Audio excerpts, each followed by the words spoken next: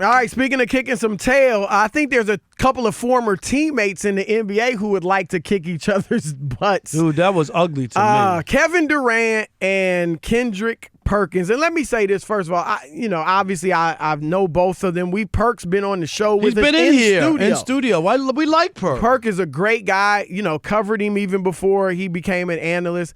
Obviously have a relationship with Kevin Durant. He and I got into a social media tiff. Right. When you said you didn't have his number, but you were texting him by DM, messages and all that. Yeah. And we were going back and forth at it with that. But so I know both of these guys, fairly well.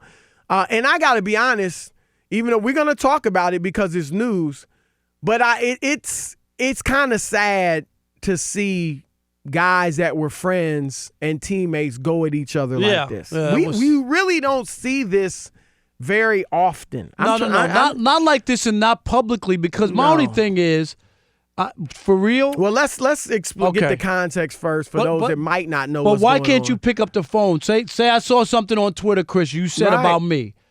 Rather than going on Twitter and making it public, I would just pick up the phone and say, Chris, what do you mean by that? Because I didn't like it. And then you'd have the chance to say, I didn't mean it like that, or I apologize if I offended you, I'll take it down. Right. So here's the deal. Kendrick Perkins, who's now is making a lot of noise as an analyst, NBA analyst over at ESPN, came out and tweeted that Russell Westbrook is the greatest player to play for Oklahoma City. Now, he's clarified himself, and I believe him. He's not saying Westbrook is the best player ever to wear a Thunder uniform. Obviously, that's Kevin Durant. He is saying that, and he called him this, Mr. Thunder is Russell Westbrook. He tweeted it, he got some pushback, and he responded, and that's how this whole thing got going. But Rob G, read the tweet from the fan who tweeted at Perk when Perk said that Mr. Thunder is Russell Westbrook.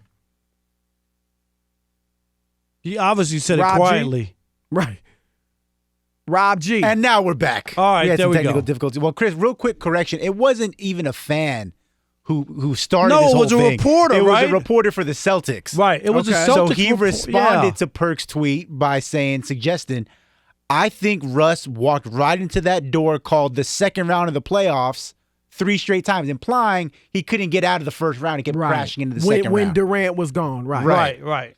And Perk responded, well, KD lost in the second round without Russ when I was there, so what does that mean? And then the rest, as they say, is history. Yes, and then that's when KD got involved.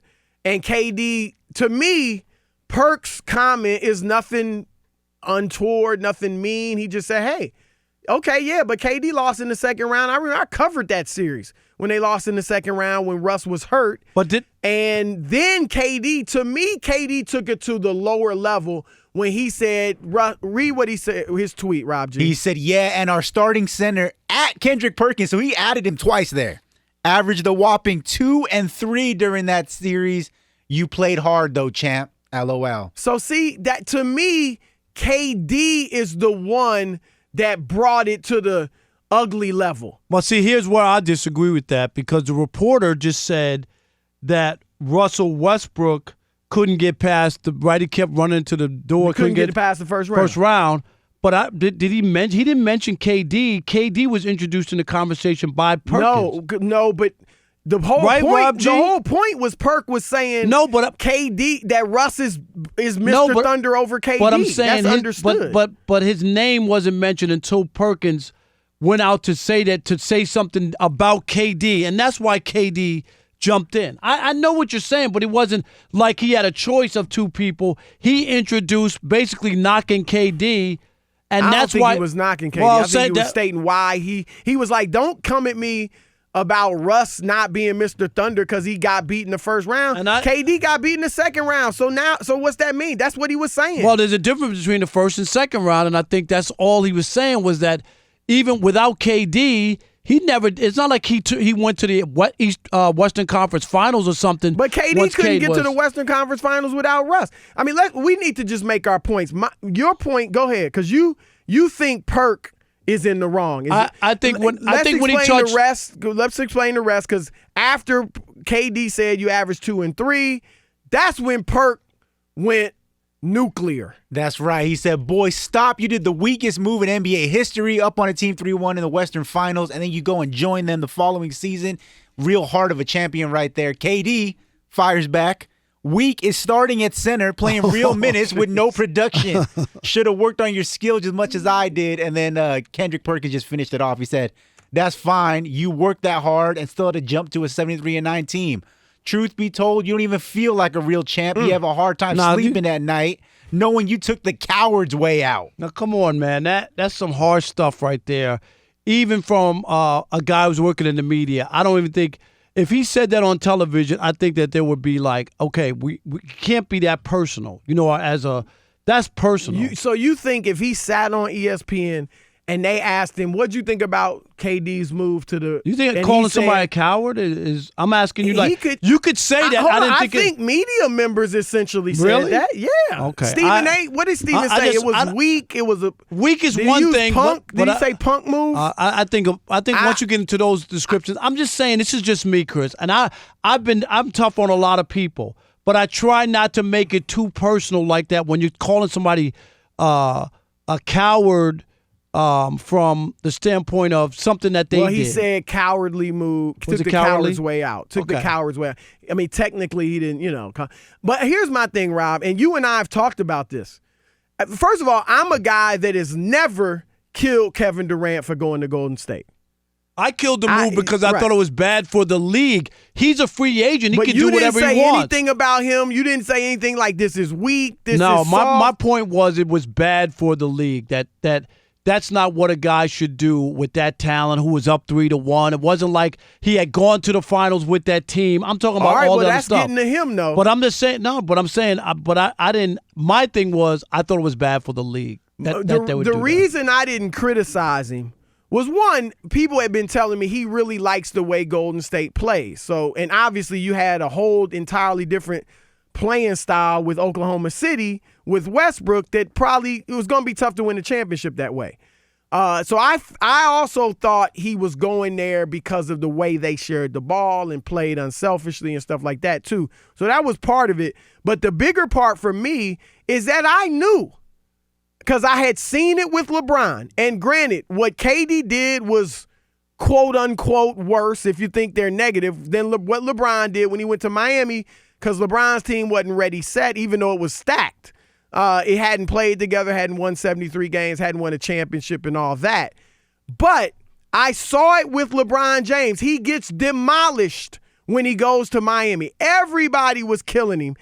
Once he starts winning, though, they praised him.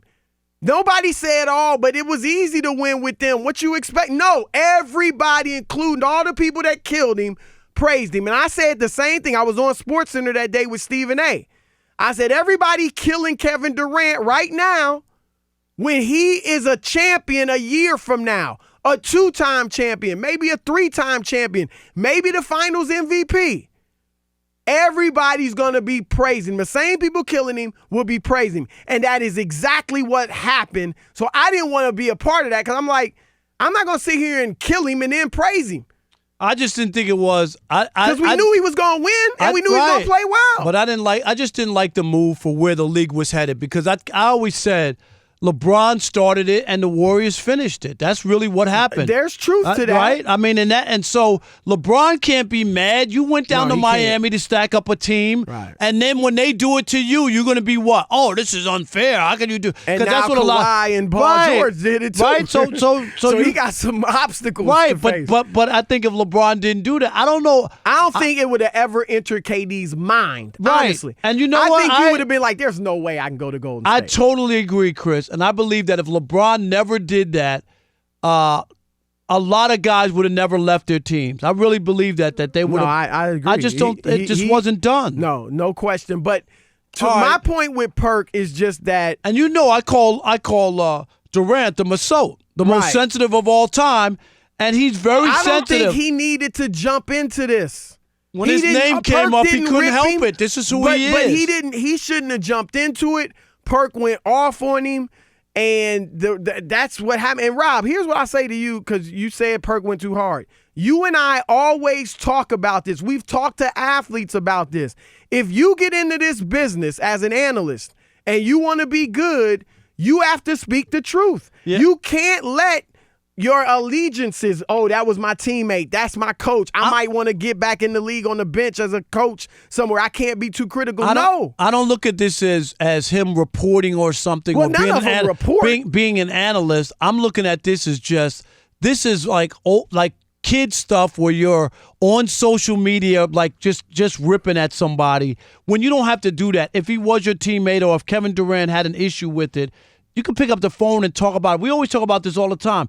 Just because somebody sticks a microphone or asks you a question don't mean you have to answer the question or you have to, go at it. Right. And I just think that there was another way, Chris. Well, he could have handled it given the fact that he knows that KD's sensitive. You know what? Perk was on the jump today on ESPN, and he said he could have called me. You could have I just think, look, I'm not picking a side, but I think KD was the one that put in the ugliness first. Okay. I don't think Perk's comments initially were that bad, and then obviously he went nuclear. All right, whose side are you on in this little Twitter beef? Kevin Durant. This was a Twitter side of beef. Right, Kendrick Perkins. Max from Georgia. Welcome to the Odd Couple. Well, I think it's sad because this was Russell Westbrook's night. But having said that, I'm going to roll with KP on this one. I think you got to separate KD, the person, from KD, the player. And if you do that, then KD's no questionably the best player to ever wear that jersey. But when I think of Thunder, I think of Russell Westbrook. Right. That's all I think of.